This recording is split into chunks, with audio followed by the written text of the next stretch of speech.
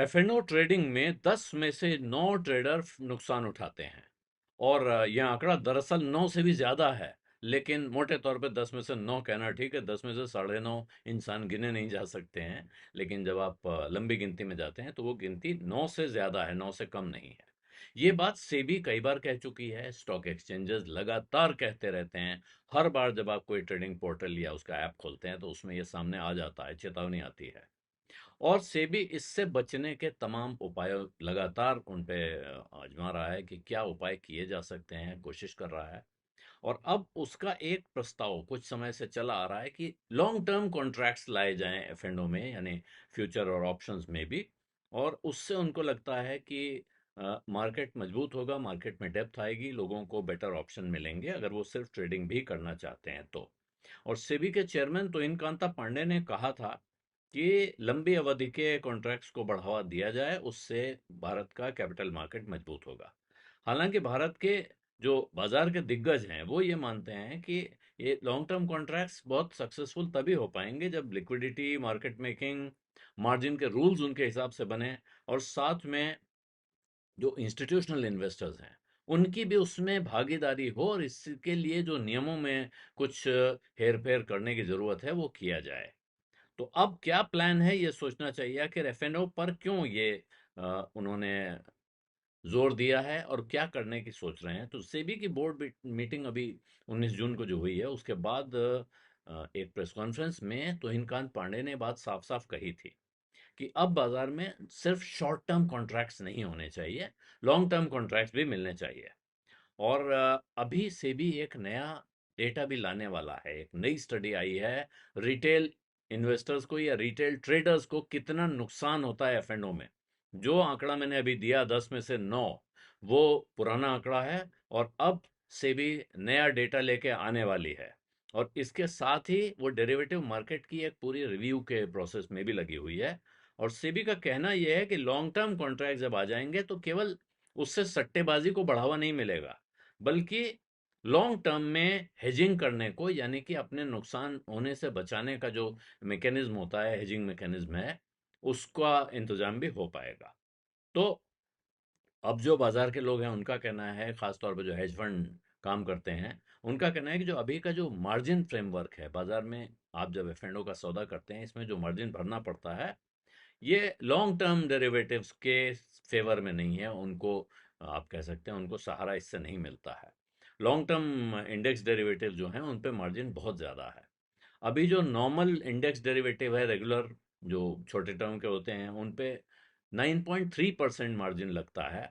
जबकि long term options के लिए एक्सपैन फ्लोर है जो 17.7% है, लगभग दुगना समझ लीजिए, दुगने से कुछ कम है। और एक्सपोजर मार्जिन है 5% का। इसमें सेबी के एक फॉर्मर होल टाइम मेंबर थे अनंत नारायण, उन्होंने भी कहा था कि लॉन्ग टर्म कॉन्ट्रैक्ट्स को अगर आपको बढ़ावा देना है और उनको लोगों के लिए पॉपुलर बनाना है तो उसमें मार्जिन के रूल्स को थोड़ा तर्कसंगत बनाने की काफ़ी गुंजाइश है। लेकिन ये काम ऐसे चलते फिरते में नहीं हो सकता है, उसके लिए फिर एक लंबे अध्ययन की भी ज़रूरत पड़ेगी। तो बाजार में लोग ये करें, अब मार्केट मेकर्स बनेंगे। अगर लॉन्ग टर्म कॉन्ट्रैक्ट्स लाने हैं तो उनके लिए मार्केट मेकर्स की ज़रूरत होगी जो दोनों तरफ का भाव दे सकें। मार्केट मेकर का मतलब अगर क्या है, मैं एक सौदा करने गया, मुझे खरीदना है, मेरे पास अपना भाव दिमाग में है, लेकिन सामने सेल का भाव आया नहीं, तो वो भाव मैच नहीं होगा। मार्केट मेकर वो इंटरमीडियरी होगा जो दोनों तरफ का भाव दे सके कि खरीद का सौदा इस भाव पे और बिक्री का सौदा इस भाव पे। और इसके लिए उनको एक इंसेंटिव मिलना होगा, और वो इंसेंटिव सिक्योरिटीज ट्रांजैक्शन टैक्स यानी एसटीटी से ज़्यादा होना चाहिए, और उनकी कॉस्ट उस पर जो लगती है उससे भी ज़्यादा होना चाहिए। तो अब जो ब्रोकर्स की एसोसिएशन है उनका कहना है कि इनको जो इस तरह का कॉन्ट्रैक्ट है ये अभी शुरू में सिर्फ निफ्टी और सेंसेक्स में ही आना चाहिए, यानी कि इंडेक्स डेरिवेटिव्स में, क्योंकि इनमें उतार चढ़ाव बहुत ज़्यादा वोलेटिलिटी नहीं होती है और इसमें मैनिपुलेशन की गुंजाइश भी काफ़ी कम होती है। और जब ये सक्सेसफुल हो जाए तो उसके बाद शायद इसको बढ़ाकर कुछ चुनिंदा लिक्विड स्टॉक्स की तरफ भी बढ़ाया जा सकता है।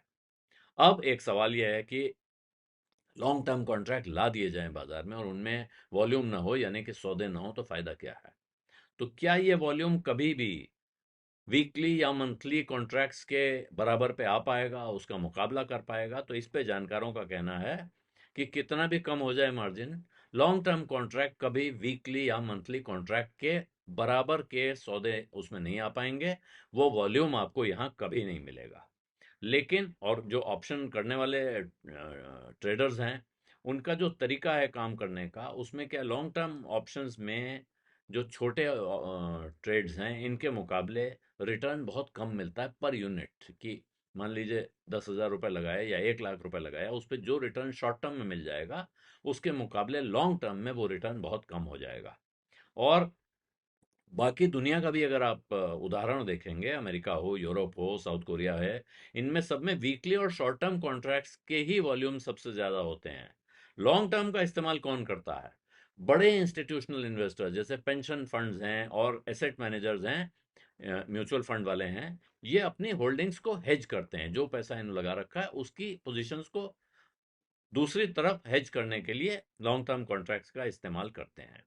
और बाजार के जानकारों का इस पे मानना है कि सिर्फ हेजिंग मैकेनिज्म के तौर पे तो ये आ सकता है, लेकिन अगर आप सोचते हैं कि ये लाकर आप जो वोलेटिलिटी है, जो ट्रेडर्स के लिए रिस्क है, उसको गायब कर पाएंगे, तो शायद वो संभव नहीं होगा। हालांकि बॉम्बे स्टॉक एक्सचेंज इसका स्वागत करता है, सेबी के इस कदम का, और उनका कहना है कि हम पहले ही बीएसई फोकस्ड आईटी इंडेक्स और बैंकेक्स जैसे लॉन्ग टर्म सूट्स पे काम कर रहे हैं, कि इन इंडेक्स के वो लॉन्ग टर्म प्रोडक्ट्स लाने की तैयारी कर रहे हैं। लेकिन उनका भी ये मानना है कि अगर इसके नियमों पर, इसके एसटीटी के और मार्जिन के रेट्स पर, इन पे रिव्यू हो जाए और इन पर पुनर्विचार ठीक से कर लिया जाए, तब शायद इसको लागू करने में सुविधा होगी। और अगर आप दुनिया के दूसरे बाजारों का हाल देखें, तो वहां भी जो लॉन्ग टर्म कॉन्ट्रैक्ट्स हैं, अभी भारत में क्योंकि ये मुश्किल से 3 महीने 4 महीने का कॉन्ट्रैक्ट मिल पाता है, तो जब लंबे अवधि के कॉन्ट्रैक्ट की बात हो रही है, तो वो कितनी लंबी अवधि हो सकती है? 1 साल हो सकता है, 2 साल हो सकता है, 3 साल हो सकता है, 5 साल हो सकता है। सामान्य आदमी कहेगा भाई बहुत लंबी, फिर 10 साल का दे दो। तो वो है नहीं, दुनिया में कहीं नहीं है। अमेरिका के बाजार में अगर आप देखें, तो 1 से 3 साल के कॉन्ट्रैक्ट जो लॉन्गर टर्म कॉन्ट्रैक्ट्स हैं। बाकी दुनिया भर के बाजारों में भी घूम के अगर आप देखें, तो जो सबसे बड़ा कॉन्ट्रैक्ट ड्यूरेशन है वो 5 साल है। लेकिन वो बहुत कम है, बहुत ज़्यादा जगह ऐसा देखने को नहीं मिलता है। 1 से 3 साल, कहीं 1 से 2 साल है, कहीं 1 से 3 साल है, ये वाले ड्यूरेशन तो मिलते हैं। लेकिन इन ड्यूरेशंस के जो सौदे हो रहे हैं और उनके जो वॉल्यूम हैं, अगर आप उनका हिसाब जोड़ेंगे, तो वो ऐसा नहीं हो रहा है कि उसको देख के कोई उत्साह जागे बाजार में, ट्रेडर्स के मन में, कि हाँ भाई ये आ जाएगा तो इससे हमारी ज़िंदगी बदल जाएगी। अब हमें हर हफ्ते या हर महीने एक्सपायरी के चक्कर से निजात मिल जाएगी। हम सौदा करेंगे, लंबे समय का फ्यूचर कॉन्ट्रैक्ट खरीदेंगे और उसके बाद अपना पैसा कमाएंगे। तो वो अगर उद्देश्य है, तो शायद उस की पूर्ति संभव होनी मुश्किल दिखती है। लेकिन अब नज़र इस बात पे है कि सेबी नया डेटा क्या लाने जा रही है। एफएनडो कॉन्ट्रैक्ट्स में, एफएनडो सौदों में, यानी वायदे के सौदों में, छोटे इन ट्रेडर्स को, स्मॉल ट्रेडर्स को, रिटेल ट्रेडर्स को कितना नुकसान या कितना फायदा हो रहा है। और ये जो 10 में से 9 का आंकड़ा पिछले कई साल से चल रहा है, क्या वो रेशियो बदलने जा रहा है? वो रेशियो कम होने जा रहा है या वो रेशियो बढ़ने जा रहा है? जुलाई के महीने में अगर वो डेटा सामने आएगा, तो अब बाजार की नज़र उस पर होनी चाहिए। बीज अड्डा में आज इतना ही। इजाज़त दीजिए। धन्यवाद। नमस्कार।